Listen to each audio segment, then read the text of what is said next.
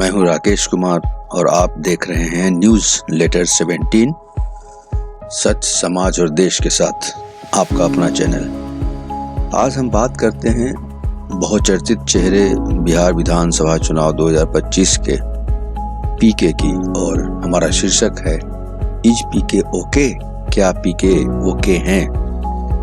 तो चलिए बात करते हैं उन पे। ऐसे उनका जो कवरेज है मीडिया में, जितना मीडिया ने उनका कवरेज किया, जितनी तवज्जो जी शायद ही किसी और लीडर के साथ ऐसा हुआ। और सुनने को कहने को ये भी मिला कि जितने इंटरव्यू लिए गए उनके, उतनी सीटें आती तो बात ही कुछ और थी। लगभग 100 से ज़्यादा उनके इंटरव्यू लिए गए। तो आई उनका परिचय, ऐसे वो परिचय के मोहताज नहीं, फिर भी वो पीके के नाम से जाने जाते हैं।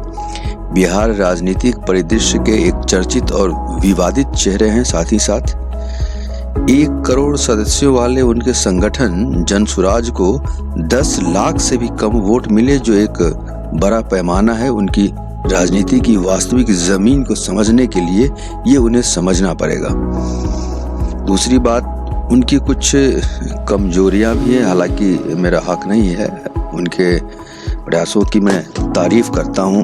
उन्होंने जो अपनी बातें रखी जनता के सामने वो काबिल तारीफ थी। फिर भी जो मुझे लगता है उसमें पहला है अहंकार और अति आत्मविश्वास। पीके की ज्यादातर रणनीतियां और बयान आरोपों के घेरे में है। उनकी हैसियत और उनके विचारों से ज्यादा आत्मविश्वास से भरी है, ऐसा लोगों का कहना, ऐसा लगा भी। अक्सर वो ऐसा बोलते हैं जैसे यही बिहार के राजनीतिक सुधार के अकेले सूत्रधार हैं, जिसका नतीजा विरोधियों को उनकी बातों का मजाक उड़ाने तक पहुंचा देता है। दूसरी बात है कतिपय बयानबाजी। पीके का खुलकर और जिंदगी से जुड़ी सियासत की बजाय सोशल मीडिया वाले स्टाइल में बात करना कई बार राजनीतिक समझदारी में कमजोरी का पर माहौल बनाता है। मतलब ये बहुत समझदारी वाली बात कभी कभी नहीं लगती है। देखिए, हर समय बड़बोलापन काम नहीं आता। मैं उनके योग्यता पर, उनकी कोशिशों पर, उनकी काविशों पर, उनकी नीयत पर, उनकी मेहनत पर मैं किसी पे सवाल नहीं उठा रहा हूँ, ये सबने देखा है। पर कुछ चीजें हैं जिसका जिक्र होना जरूरी है, क्योंकि अलग अलग जगह अलग अलग बातें उनके बारे में बताई गई हैं। और उनकी जो तीसरी बात जो मेरे समझ में आई है, नीति और नेतागिरी में अंतर नहीं समझना। देखिए, बहुत बड़ी बात है। नेता बनना और नीति बनाने वाला होना, ये दोनों दो अलग बातें हैं। पीके ने अधिकतर नेता बनने की कोशिश की, लेकिन राजनीतिक छोर नीति गहराई से समझ न पाना उनकी सबसे बड़ी कमजोरी रही। राजनीति को समझना, जैसे एक कहावत है ना, किसी सेठ के यहाँ नौकरी कर लेना और खुद बिजनेस खड़ा करना, दोनों में फर्क है। कुछ रील्स भी बने हैं इस पे। तीसरी, वो हमेशा बोलते थे कि हमारे 1 करोड़ सदस्य हैं, 1 करोड़ सदस्य है, पर वोट तो 10 लाख के लगभग उनको पड़े। तो 1 करोड़ सदस्य पर 10 लाख वोट की विडंबना भी है उनके साथ। जिस पार्टी के पास 1 करोड़ सदस्य होने का दावा था, उसे सिर्फ और सिर्फ 16,77,000 वोट ही मिले। इसका मतलब साफ है कि संगठन की सदस्यता आंकड़ा केवल कागजों पर थी और वास्तविक जन समर्थन नहीं था। लोग उनकी रैलियों में आते थे, उनको सुनने आते थे, उनको पसंद करते थे, लेकिन जब वोट देने की बात होती थी तो शायद लोग वहां से थोड़े अलग हो जाते थे। और यह दर्शाता है कि पार्टी का वोट बैंक कमजोर है और भारी सदस्यता का मतलब वोटर बेस नहीं होता है। जैसे कोई बहुत बड़ा स्टार आए, उसे देखने लोग चले जाते हैं, उसे लगता है सारे के सारे लोग मुझे वोट देंगे, बट होता नहीं है। जमीनी धरती हकीकत में ऐसा होता नहीं है। सोशल मीडिया पर पीके के समर्थकों में जोरदार सक्रियता दिखी, लेकिन वोट में तब्दील नहीं हो सकी। दूसरा, जो सबसे बड़ी बात है, जो सबसे बड़ा कारण है, जो मुझे लगता है कि उनका राघोपुर सीट से पलट जाना। देखिए, बहुत बड़ी बात थी। ये बहुत गलत संदेश देता है। उन्होंने बहुत समझाने की कोशिश की कि इससे मेरा वक्त बचेगा, ये मेरा फैसला नहीं है, मेरे बाकी सदस्यों का फैसला है, ये पार्टी का फैसला है। अगर मैं राघोपुर से चुनाव लड़ूंगा तो फिर मेरा समय जाया होगा और मैं समय नहीं दे पाऊंगा। मगर ये बात पची नहीं। राघोपुर सीट बिहार के लालू यादव के गढ़ के रूप में जानी जाती है और पीके ने यहाँ से चुनाव लड़ने की शुरुआत में योजना बनाई थी, लेकिन बाद में खुद चुनाव न लड़ने का ऐलान किया। अब इसका कारण राजनीतिक रणनीतिकारों की सलाह और चुनावी समीकरणों का गहराई से अवलोकन माना जाता है।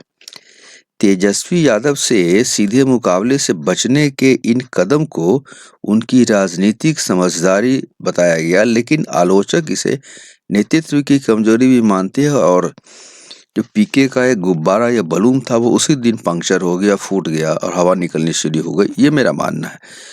सोशल मीडिया और जनमत में पीके कहाँ रहे? सोशल मीडिया पर पीके को भारी समर्थन मिला, लेकिन साथ ही कुछ यूं कहूं कि वादे जो शायद पूरे न होते और आत्म केंद्रित राजनीति भी उनकी आलोचनाओं का कारण बनी। आलोचक कहते हैं कि पीके का कद सोशल मीडिया पर बहुत बड़ा दिखता है, लेकिन जनमन तक उनकी सोच नहीं पहुंच पाई। लोग उनकी बात सुनते थे, समझते थे, पर अमल नहीं कर पाए। ट्विटर, फेसबुक और यूट्यूब पर उनके समर्थक और विरोधी दोनों तरह के मीम्स और टिप्पणी वायरल हुई, जिससे उनकी छवि जटिल हो गई, थोड़ी कॉम्प्लेक्स हो गई।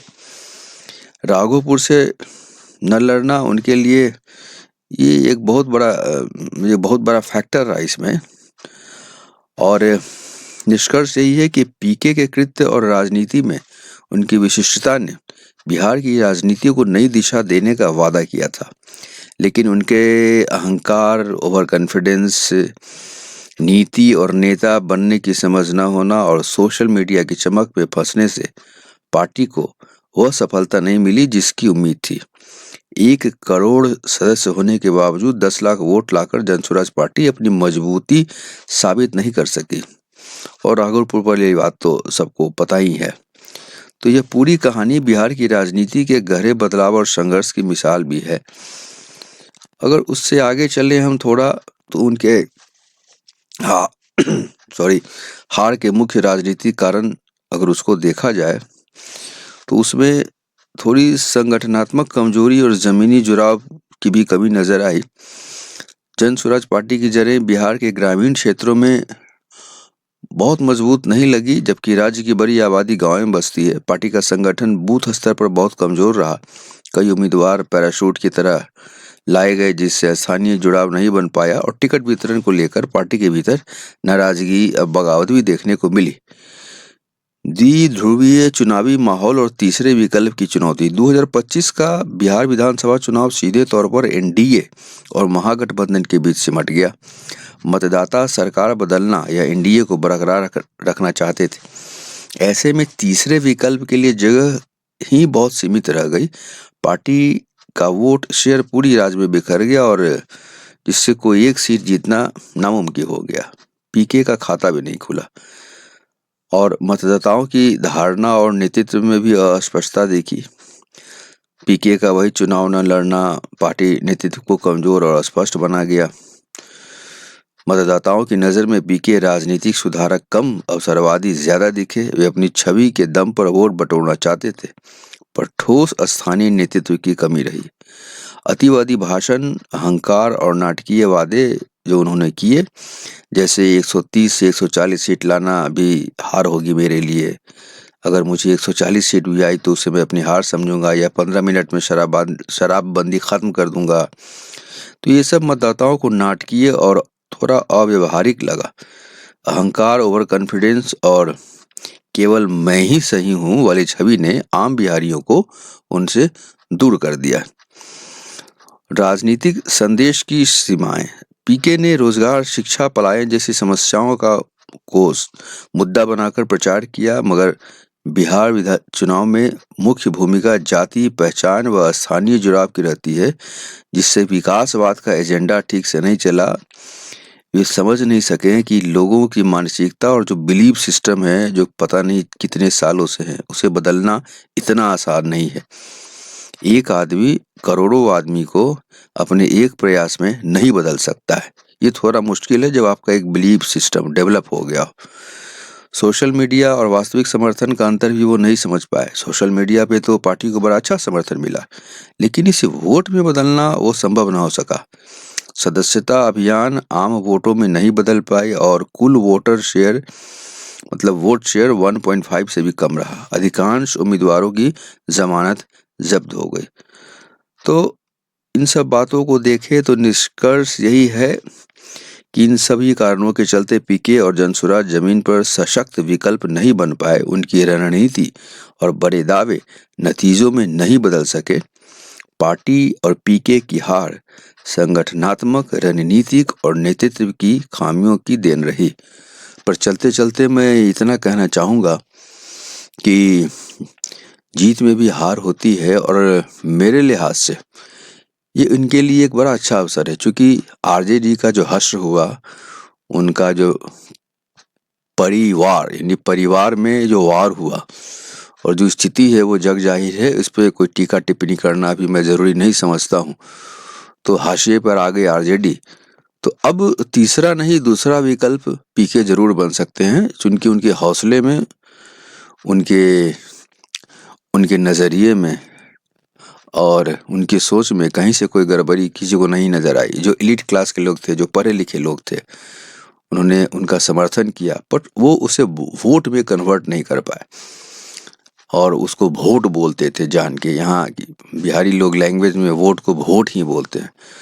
तो मैं चाहूँगा कि ये वो जो वोट है वो वोट इन्हें अगली बार मिले बिहारियों का, और वो थोड़ा बड़बोलापन कम करे।